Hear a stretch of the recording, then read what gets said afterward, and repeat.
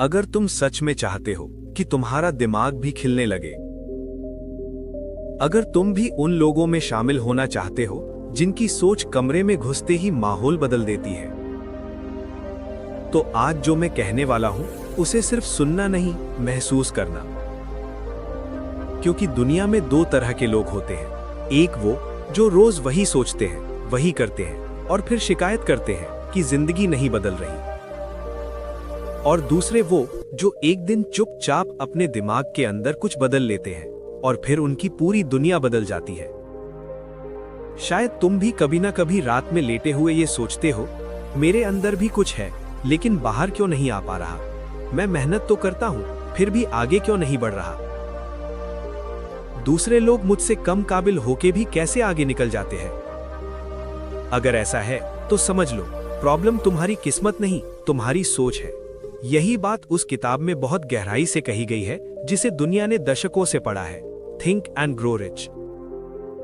ये किताब अमीर बनने की नहीं, ये किताब दिमाग से अमीर बनने की है। क्योंकि सच्चाई ये है, इंसान पहले अपने दिमाग में हारता है, फिर जिंदगी में।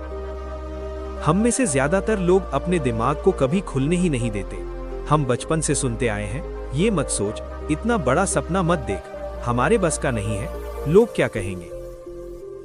धीरे धीरे ये आवाजें हमारी अपनी बन जाती है और फिर हम खुद ही अपने सबसे बड़े दुश्मन बन जाते हैं। इस किताब का सबसे बड़ा सच यही है, जो इंसान अपने दिमाग में साफ देख सकता है, वही इंसान जिंदगी में हासिल कर सकता है।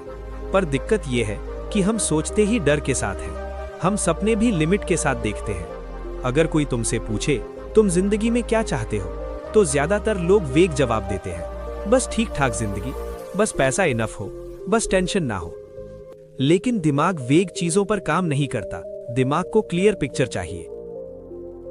इस किताब में बार बार कहा गया है, जब तक तुम्हारी इच्छा जलती हुई आग नहीं बनती, तब तक तुम्हारा दिमाग भी नहीं जागता।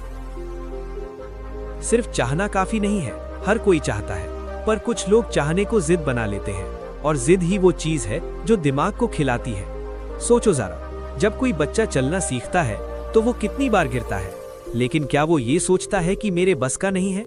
नहीं, वो बार बार उठता है, क्योंकि उसके दिमाग में फेलियर का कॉन्सेप्ट नहीं डाला गया। लेकिन बड़े होते होते हमारे दिमाग में डर, कंपैरिजन और डाउट भर दिया जाता है।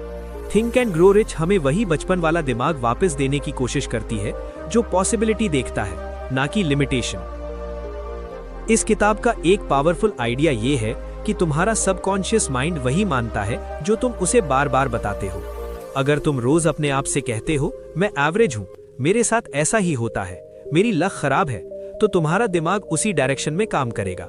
लेकिन अगर तुम रोज अपने आप से कहते हो, मैं सीख सकता हूं, मैं बदल रहा हूं, मैं आगे बढ़ने वाला हूं, तो धीरे धीरे दिमाग अंदर से खुलने लगता है। यही खिलना है, यही ग्रोथ है। दिमाग रातों रात नहीं खिलता। जैसे कोई पौधा रोज थोड़ा थोड़ा बढ़ता है, वैसे ही माइंडसेट भी बढ़ता है।